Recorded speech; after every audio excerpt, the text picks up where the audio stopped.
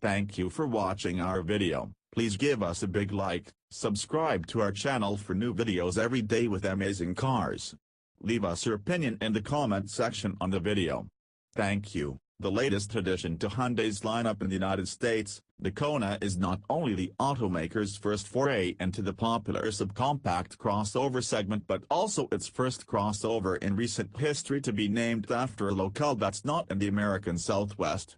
While the larger Tucson and even larger Santa Fe models evoke visions of dry desert scenes, the Kona trades on the tropical, breezy imagery of the Big Island of Hawaii, located some 3,000 miles to the west. More than just a catchy name, the Kona sports body line's said to be inspired by the flow of molten lava, which also stands as a visual metaphor for the active lifestyle of its target demographic. Highs. Tight build and rattle-free cabin, well-tuned dual-clutch automatic transmission. Loss. Some interior plastics not up to par, penalty box rear seat. Clean sheet design.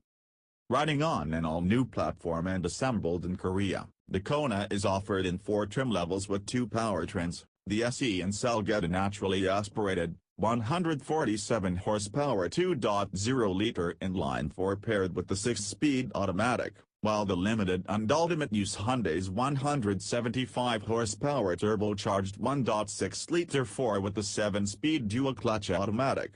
A manual transmission is not on the menu. Front-wheel drive is standard across the lineup. All-wheel drive is a $1,300 option. Hyundai had only top-trim ultimate versions on hand for our drive in the car's namesake Kona district on the Big Island. The 164.0-inch long Kona is a foot shorter than the next inline Tucson, yet its 102.4-inch wheelbase gives up only 2.7 inches to the next size larger Hyundai, resulting in a much shorter rear overhang. The chunky look is amplified by bulky fender cladding that extends to the headlamps in the front. Those thin, upper strip lamps are LED running lights, and to the turn signal and reverse lamps in the back. Hyundai says the front styling was inspired by an ancient helmet used by Spartan warriors and, in concert with the rest of the exterior features, embodies a smart armor design theme. Okay. Our ultimate trim example was fitted with 18-inch aluminum wheels wearing Goodyear Eagle Touring all-season tires. The Bass SE gets 16-inch alloys, while the Cell Unlimited ride on 17-inchers. Although the Kona is shorter than competitors, the 166.6-inch long Jeep Renegade comes close, while the Subaru Crosstrek dwarfs it at 175.5 inches. Hyundai put great effort into the interior packaging. The front seats have more than enough elbow and shoulder room for anyone this side of a sumo wrestler, and the center console is felt enough to encourage manspreading of salacious proportions. Officially, the Kona offers 39.6 inches of headroom, 38.0 inches with the optional sunroof, and 55.5 inches of shoulder room in the front, but it somehow manages to feel significantly more accommodating than the Honda HR-V with its 39.5 and 56.8-inch measurements. Rear seat space is a bit compromised, however. Although there's plenty of head and shoulder room for 6-footers, they'll need to remove their legs at the knees before entering the rear doors. Materials quality varies from say. These cloth and leather front seats are comfortable and supportive to some of the plastics are making me kind of sad. While none of the cars in this segment offer awe-inspiring polymers, the cheap bits stand out in the Kona because the remainder of the interior is finished to a reasonably high standard. Shoppers drawn to the Kona's lime twist exterior color can specify a leather interior with bright lime accents on limited and ultimate trims for no additional charge. A contrasting roof in black or gray can be added to the Cell for $150. Playing to Hyundai's value image, standard equipment includes a 7.0-inch infotainment display, 8.0 inches in the Ultimate, with Apple CarPlay and Android Auto, Bluetooth, individual tire pressure monitoring, a tilting and telescoping steering wheel, power mirrors, automatic full LED headlamps, and cruise control.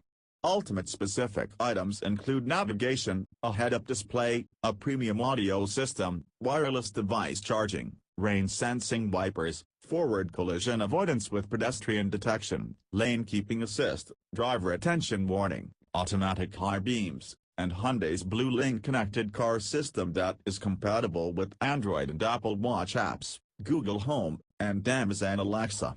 In other words, if you've ever wanted to start your car and turn on its heater and lights by using your watch, this is your big chance. Like the Mazda CX-3, the Kona uses a small transparent panel for its head-up display rather than projecting the information onto the windshield. While it's easy to dismiss this as a contrived attempt to inject some pizzazz, it's actually a cost-cutting measure. Most head-up ready windshields require a costly film coating or optics-enhancing plastic to avoid distortion and prevent secondary reflections from obscuring the image. Using a panel, which deploys vertically rather than flipping up as in the CX-3, is less expensive. Hyundai also claims that the price of replacing an HUD-compatible windshield is more than double that of a standard one. Speaking of special coatings, though, there's one applied to the lens of the backup camera to prevent the accumulation of moisture and dirt. It remained crystal clear through all the mini monsoons we encountered on the island. Curiously, adaptive cruise control is not available on any Kona. It's still a car. With all 195 pounds-to-foot of torque fully on board the turbo 1.6 at a low 1,500 revolutions per minute, the Kona had no problem negotiating the slow, steep inclines we encountered winding up and around Mauna Kea and into the clouds. The pairing with the 7-speed dual-clutch automatic is a successful one, the two performing as a well-calibrated team and exhibiting none of the herky-jerky low-speed indecision that plagues some dual-clutch setups. Impressive, given that the same powertrain felt somewhat less refined in the last Hyundai Tucson we tested. We stopped well short of the volcano's summit at nearly 14,000 feet, but the trip down revealed fade-free braking. The feedback, however, is as vague and inconsistent as your local independent pool maintenance guy. The Kona has two driving modes, normal and sport. Selecting the latter alters shift mapping, throttle response, and steering effort, but not ratio, for a more engaging experience. The throttle becomes a tad livelier, and the DCT downshifts readily under braking, although not quite as intuitively as the automatic in the CX-3. Steering inputs are met with linear response and eager directional changes but offer little in terms of contact patch gossip. Standard brake-based torque vectoring adds a palpable sense of agility, with the system applying mild braking to the inside front and rear wheels to help with rotation. The torque vectoring system works only on the front wheels on front-wheel drive models. Hyundai made rigidity a priority in this clean-sheet design, including more than 375 linear feet of structural adhesives, the same type of stuff used in aircraft construction. To bolster the little hatchback's crashworthiness, more than half of the unibody is fabricated in high-strength steel. Teamed with the strut fronter and multi-link rear suspension, it provides a tight, rattle-free ride and isolation from harsh impacts of the kind that was beyond Hyundai's technical reach just a decade or so ago. We did notice some intrusive road noise at times, but we'll need to drive the Kona in more familiar environs before making any final judgments. Some 30 years after arriving on American shores with a smattering of cheap but uninspiring products, Hyundai is excelling at delivering value-packed good vehicles, not just a low base price.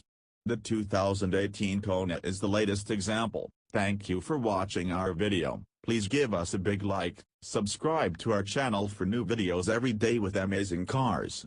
Leave us your opinion in the comment section on the video. Thank you.